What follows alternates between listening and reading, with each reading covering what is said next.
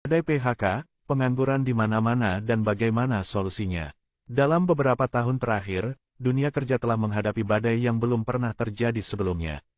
Badai PHK yang melanda berbagai sektor membuat ribuan, bahkan jutaan orang kehilangan pekerjaan. Apa yang sebenarnya terjadi, dan bagaimana kita bisa mengatasi masalah ini? Badai PHK bukanlah fenomena baru, namun skala dan dampaknya kini lebih besar dari sebelumnya. Penyebab utama termasuk otomatisasi, digitalisasi, pandemi global, dan resesi ekonomi. Perusahaan besar dan kecil terpaksa merampingkan operasional untuk bertahan hidup. Selain itu, perubahan perilaku konsumen dan inovasi teknologi yang cepat juga mempercepat proses PHK, terutama di sektor-sektor seperti manufaktur dan retail. Pengangguran membawa dampak besar tidak hanya bagi individu tetapi juga bagi keluarga dan komunitas.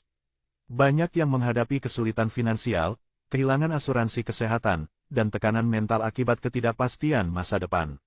Di sisi lain, peningkatan pengangguran juga mempengaruhi ekonomi secara keseluruhan, mengurangi daya beli dan memicu ketidakstabilan sosial. Pemerintah dan perusahaan mencoba berbagai langkah untuk mengatasi krisis ini. Beberapa di antaranya termasuk program pelatihan ulang, subsidi upah, dan bantuan sosial. Perusahaan juga mengembangkan model kerja baru, seperti kerja jarak jauh, untuk menyesuaikan dengan situasi. Namun, pertanyaannya adalah apakah langkah-langkah ini cukup untuk menghadapi badai PHK yang begitu besar? Untuk keluar dari situasi ini, dibutuhkan solusi jangka panjang yang berfokus pada pengembangan keterampilan baru, pendidikan, dan penciptaan lapangan kerja. Pemerintah harus memperkuat program pendidikan vokasi dan pelatihan kerja yang sesuai dengan kebutuhan industri.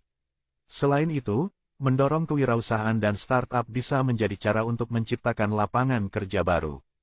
Meskipun badai PHK ini tampak menakutkan, kita masih bisa menemukan harapan. Dengan kerjasama antara pemerintah, perusahaan, dan masyarakat, kita bisa menghadapi tantangan ini dan membangun masa depan yang lebih baik. Mari kita terus bergerak maju dan tidak menyerah pada keadaan. Terima kasih telah menonton dan menyimak video ini. Sampai jumpa di video berikutnya.